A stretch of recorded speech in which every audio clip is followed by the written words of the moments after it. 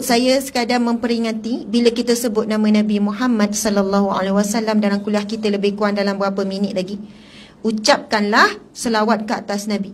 Sebab Nabi kata sangat rugi sangat. Sebab itu adalah satu talian hayat kita nak masuk syurga. Mungkin ketika di akhirat kelak, na'udzubillah, bila kita tengok pahala solat kita ditolak, tak ada satu pun. Ketika kita melihat tak ada satu pun pahala puasa kita diterima Allah, semuanya ditolak. Sebab ini disebut dalam hadis Nabi. Nabi bersabda, betapa ramai. Kam min sa'imin laisa lahu min siyamihi. Betapa ramai orang yang berpuasa, laisa lahu min siyami, tak dapat apa-apa pahala daripada puasanya, yakni puasa Ramadan, illal ju' wal atash, selain daripada lapar dan dahaga. Kita yang hidup 60 tahun mungkin dah 50 kali kita jumpa Ramadan. Na'udzubillah, bila dibagikan akhirat besok, Ramadan kosong. Ramadan kedua kosong. Sebab ini disebut dalam hadis Nabi. Betapa ramai, maksudnya hanya sedikit saja yang diterima pahala puasanya. Sama juga dengan Nabi bersabda, betapa ramai orang yang solat malam.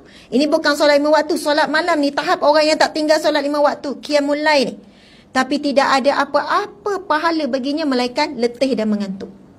Sebab itu kita tak boleh menerima amalan kita sendiri. Dah buat-buat, insya-Allah kita yang confirm terima. Na'udzubillahi min zalik.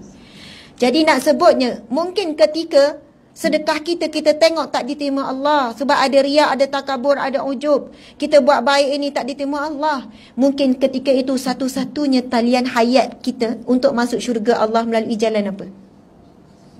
Jalan selawat kepada Nabi SAW. Sebab para ulama mengatakan, satu amalan yang tidak akan ditolak oleh Allah walaupun dilakukan tanpa khusyuk ataupun tanpa ikhlas.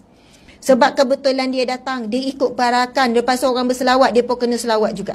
Nama dia terpilih untuk berarak, dia pun selawat juga. Satu amalan yang tidak akan ditolak oleh Allah walaupun dilakukan dalam keadaan terpaksa, walaupun dilakukan dalam keadaan lalai, iaitu selawat kepada Nabi SAW. Sebab itu, kalaulah tak ada, semua ditolak oleh Allah, kita ada satu tali hayat, tapi dengan syarat orang yang sangat mencintai selawat. Bukan sekadar selawat, membilang selawat, tetapi hatinya memang mencintai selawat.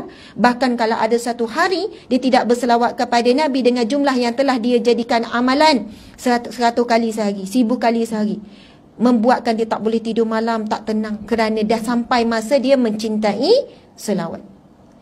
Siapa yang ada ciri-ciri mencintai selawat ni? Yang mana dia ada rutin selawat, jumlah yang tertentu, yang dia tak pernah lalaikan setiap hari, mesti konsisten. Kita ada tak sampai tahap tu? Ataupun tanya selawat, kadang lupa, ada waktunya banyak, ada hari tak ada.